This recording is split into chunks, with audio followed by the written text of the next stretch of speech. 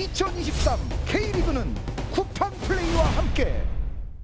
안녕하세요. 축구 터는 남자 야진입니다. 2023 시즌 K리그1의 첫 번째 강등팀은 수원 삼성이었습니다. 강원과의 리그 최종 라운드에서 무승부를 거두며 리그 최하위가 확정됐는데요. 결과는 무승부였지만 수원과 강원의 경기 내용은 완전히 상반됐죠. 양 팀의 정규 시즌 마지막 경기를 돌아보겠습니다. 경기는 일방적으로 강원이 주도하는 흐름이었습니다. 강원은 최근 전술적으로 재미를 보고 있는 변칙 백스리 형태로 경기를 풀어가는데요. 좌측 풀백인 윤석영은 내려서서 백스리의 일부를 담당하고 우측 풀백인 황문기는 높게 올라가서 공격을 지원합니다. 결과적으로는 3-2-5의 공격 대형을 만드는 건데요.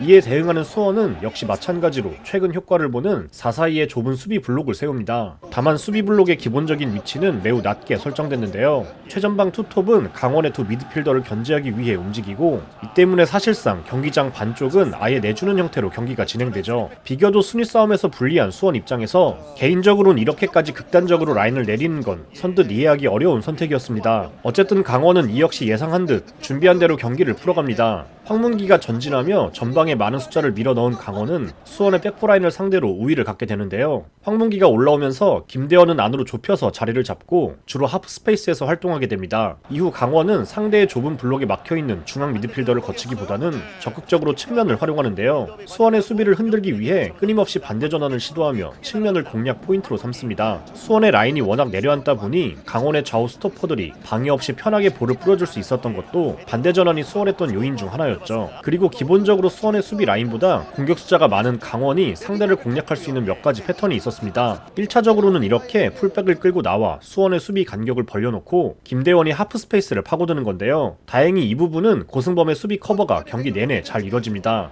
만약 수원이 하프 스페이스를 내주지 않기 위해 웅크리고 풀백이 김대원을 쫓게 되면 측면이 비게 되죠. 그리고 이렇게 수원 윙어의 수비 지원이 조금이라도 늦으면 곧바로 크로스로 이어집니다. 수원 풀백을 상대로 만드는 측면에서의 수적 우위는 결국 김대원과 황문기 둘 중 하나가 자유로워지는 효과를 얻는 건데요. 마찬가지로 이 역시 윙어의 수비 가담이 늦기도 했죠. 강원은 측면에서의 2대1을 활용한 이 같은 공격을 패턴화해서 반복적으로 시도합니다. 그리고 마지막으로 재미를 볼 수 있는 또 다른 루트는 다이렉트한 패스를 통해서 전방에 곧바로 싸움을 붙이는 건데요. 세컨볼 상황에서 강원이 여유 인원을 갖게 되는 장면이 나온다는 거죠. 이날 강원의 가장 좋은 찬스였던 장면인데요. 공격 숫자와 수비 숫자가 똑같이 대치 중입니다. 김대원이 낮은 위치에서 풀어주면서 이정협과 연계를 시도하는데요. 이정협이 수비를 끌고 가면서 빈틈이 생기자 김대원은 지체 없이 침투를 시도합니다. 그리고 수비가 안쪽으로 쏠리는 사이 이렇게 한 명이 자유롭게 열리는 상황이 만들어지죠.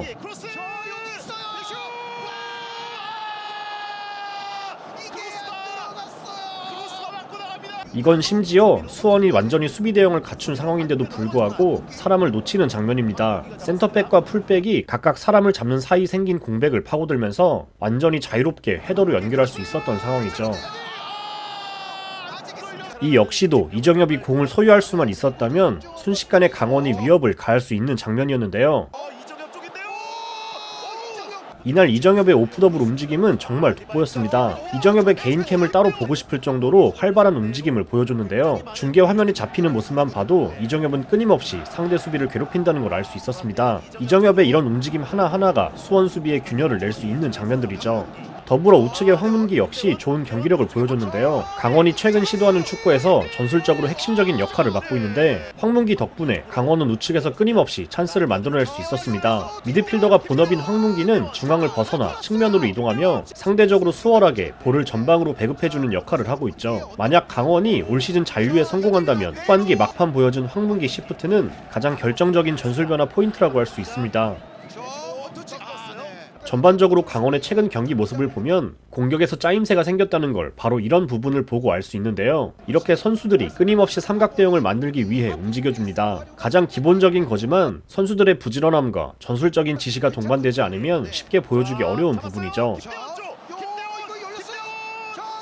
반면 수원의 공격은 이와 상반됐습니다. 사실 제대로 된 공격 장면을 리뷰할 게 거의 없을 정도인데요. 팀으로서 만들기보다는 선수 개인이 만들어가는 공격이 대부분이었습니다. 아무리 선수비 후역습의 컨셉을 들고 나왔다고는 해도 팀 차원에서 보여지는 공격 루트가 없다는 건 문제가 있는 건데요. 아무리 수비를 안정화시켜도 결국 득점을 하지 못하면 의미가 없는 게 축구죠.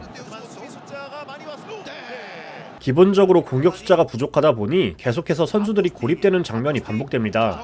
선수 개인의 탈압박과 돌파가 돋보이는 장면이 많은데요. 예전 클린스만호에서의 이강인을 얘기할 때도 언급했지만 경기 중 선수 개인이 여러 명에게 둘러싸여 이를 혼자 힘으로 극복하는 장면이 반복해서 수차례 나온다는 건 팀 전체에게는 긍정적인 신호라고 볼 수 없습니다.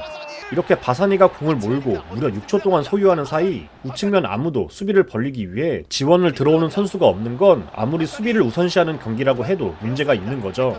그나마 보여진 전술적인 움직임을 찾아보자면 바사니를 중앙지향적으로 활용했다는 건데요. 바사니가 최전방 투톱과 가까운 위치에서 활동하고 손호준이 이를 메워주는 건데 강원은 유연한 수비 대형 변화로 대응합니다. 기본적으로 수원과 마찬가지로 4-4-2 형태의 두 줄 수비로 블록을 만들지만 수원의 측면 풀백이 올라가는 움직임은 유현수가 내려가며 순간적으로 5백 형태의 수비를 형성해 막아서죠. 결국 수원은 공격에서 이렇다 할 돌파구를 보여주지 못했고 선수 개개인이 따로 노는 모습을 보여줬습니다. 수비에 큰 비중을 두고 경기를 준비한 수원은 결국 기적을 만들어내지 못했죠. 홈팀 수원이 지나치게 소극적인 형태로 경기를 준비해왔다면 반대로 강원은 적극적으로 본인들이 하고자 하는 축구를 보여줬습니다. 기존의 강점이었던 수비에서의 안정감에 더해 이제는 공격에서의 짜임새까지 추가하며 공수의 밸런스를 갖추게 됐는데요. 하위 스플릿에서 2승 2무 1패라는 호성적을 기록한 강원의 올 시즌 마지막 상대는 K리그2 돌풍의 팀 김포입니다.